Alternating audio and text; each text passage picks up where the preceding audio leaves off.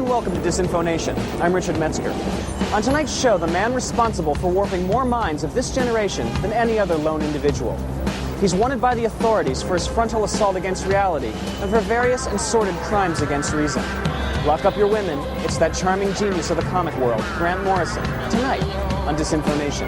I promised it was going to get wacky, and that shoe is about to drop. If there's anybody who deserves to be called the heir to William Burroughs, I think it's our next guest, the possessor of one of the most incredible imaginations on the planet. And we're very lucky to have him here as The Invisibles winds down to 2 last issues. Ladies and gentlemen, I give you Grant Morrison.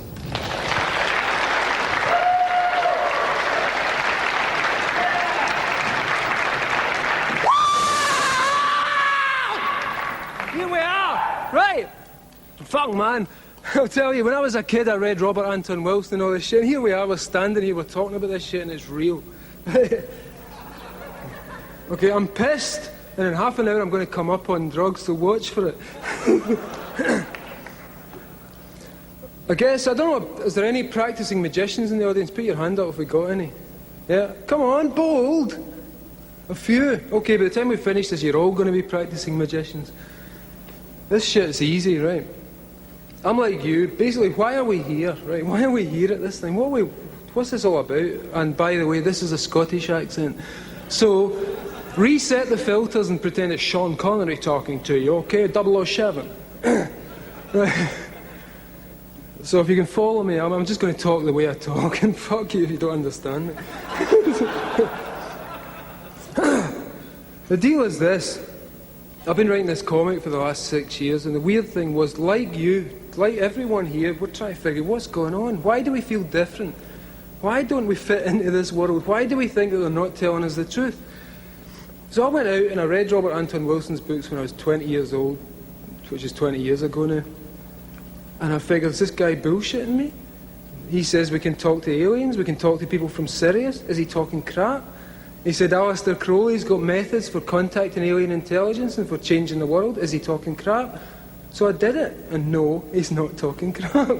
Right? And we can all do it. And this is by way of trying to demolish the counterculture and replace it with something useful. We're just going to start here and see where we get to. When I started doing The Invisibles, which is a comic book for people who haven't seen the thing, it's a comic book which is kind of my attempt to explain what happened to me after I'd been abducted by aliens in Kathmandu in 1994. And the only reason I was abducted by aliens in Kathmandu in 1994 is because I went to Kathmandu in 1994 to be abducted by aliens. And it works, right? And these fuckers, they will turn up. Dateline, Los Angeles, California. We tracked Grant Morrison, best-selling comics writer in the world, to his room at the trendy Standard Hotel on the Sunset Strip. It was here, against the glittery backdrop of a Hollywood dream factory, where this interrogation took place. First off, what brings you to Los Angeles? Well, basically the idea is to try and make some money, you know, because this is the place where bullshit turns into money. And that's an area of magic that's always interested me, the idea of just turning pure thought into pure cash. And this is the places where light becomes money. LA is a really weird place to be in. None of it connects. I mean, as you know, you're living here as well, but it doesn't add up. But it's interesting that way because it's all about illusion. Everything's a fake here, so I kind of like that, and I kind of want to get involved in it and see if I can profit from it.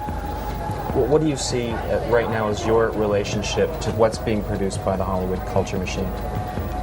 I think what's happening is that, in my terms anyway, what I'm seeing is that ideas that were once marginal or that only I liked to play with 10 or 15 years ago in the comic books have become the mainstream of culture, and they've become the lifeblood of the movies and the TV and the records, everything we're watching and listening to. You know, there's Buffy on the TV, we get The Matrix in the cinema, Gnostic ideas are burgeoning everywhere, ideas about the supernatural, the occult, the power of magic, the disintegration of reality are all coming from this place. They've become mainstream and they've been fed back into our lives as the spectacle, you know, and it's the best spectacle we've ever had. But why do you think these ideas have all these marginal ideas have become mainstreamed? I think it has to happen, even in the sense that we've all grown up to the point where we can now make them mainstream. And that's exactly what we seem to be doing. So we're selling weirdness back into the culture when the culture does demand it. The culture has come to us looking for ideas that once they would have hidden under a mossy stone and ignored. But suddenly, things got boring. They ran out of heroic muscle men, they ran out of Rambos, they ran out of the entire Reagan, Thatcher-driven philosophy that we were all going on.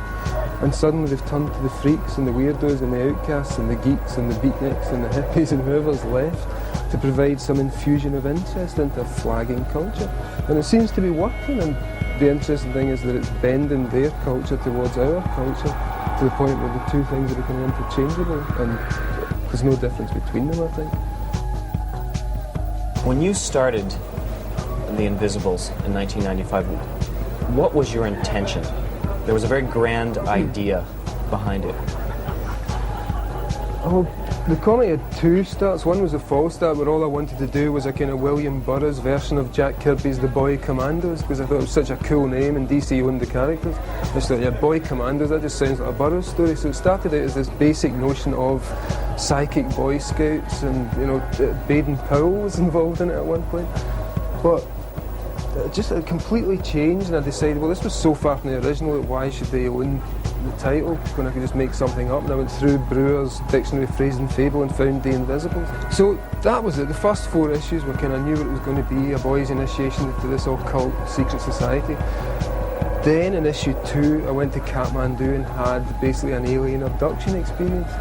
And that changed the entire series, because what I then wanted to do with the series is to make something that was alive rather than just tell a story. I wanted to do something that was a spell that actually moved, that people who read it would be changed by it or would be led into situations whereby they might be changed. And also, ultimately, to simulate the experience that I had in Kathmandu, which I don't have any explanation for. And in The Invisibles, I went through every possible kind. I read Whitley Strieber, I read Philip K. Dick, I read everyone who'd reported this type of unusual experience, and the parameters are all the same. All the nervous systems report it slightly differently and use their own sci-fi language or theological language or mythological language, depending on who they are. But ultimately, the thing's the same, and it's like the shamanic process whereby you appear to be taken out of reality into a higher dimension. The body is stripped and destroyed, and then you're put back with extra knowledge, which then leads into weird synchronicities and unusual experiences that began to proliferate as the Invisibles was being written. So the whole thing, I was living that comic as a diary, as it was being written, and the occult stuff in it and the martial arts, that's all real stuff. It was as it was happening, it was going into the comic. So it's probably about 60% biography in there. So I'm going to pry open that last answer a little bit here. First off, what happened to you in Kathmandu?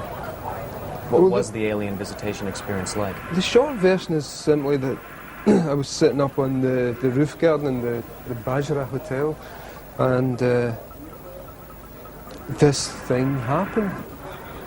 And it's hard to describe, we're getting in areas that are unusual, so all I can remember is getting back downstairs, and I lay on the bed, and kind of some unusual things happened, and then it seemed like there were entities in the room. It was like those silver morphine blobs you see in rave videos. And it was like computer-generated things. And they claimed to be cross-sections of fifth-dimensional entities as expressed through four-dimensional space-time.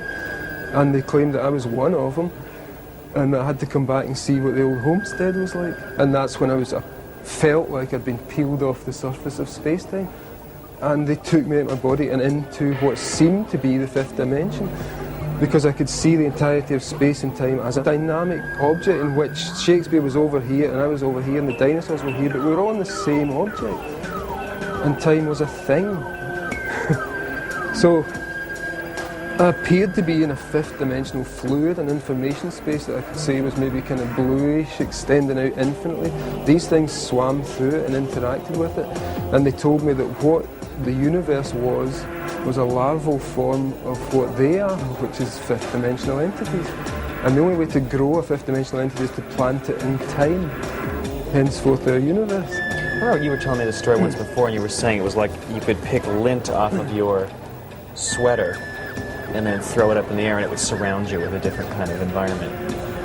They were trying to describe how they make universes, and they said they can make them by detaching parts of their substance and plugging them into the surrounding fluid, the medium, the fifth dimensional information fluid that we were swimming through.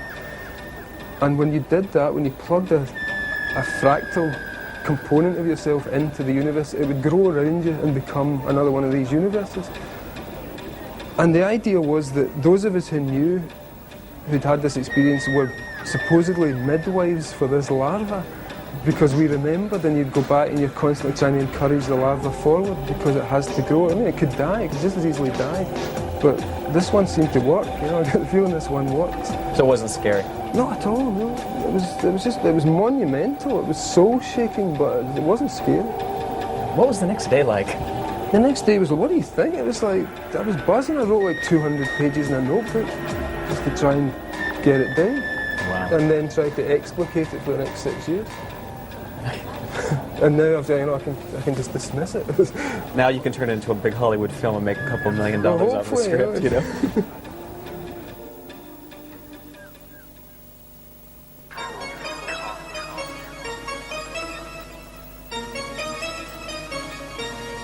For people who haven't read the series out there in TV land, how would you describe the book? Well, I mean, the plot line is fairly labyrinthine and baroque, but basically what we have is the James Bonds of the counterculture, and these are super cool, 5 super cool terrorist, anarchist, occultists who operate in a cell as part of a vast organisation which may or may not exist, called the Invisibles, and which has existed since the dawn of time.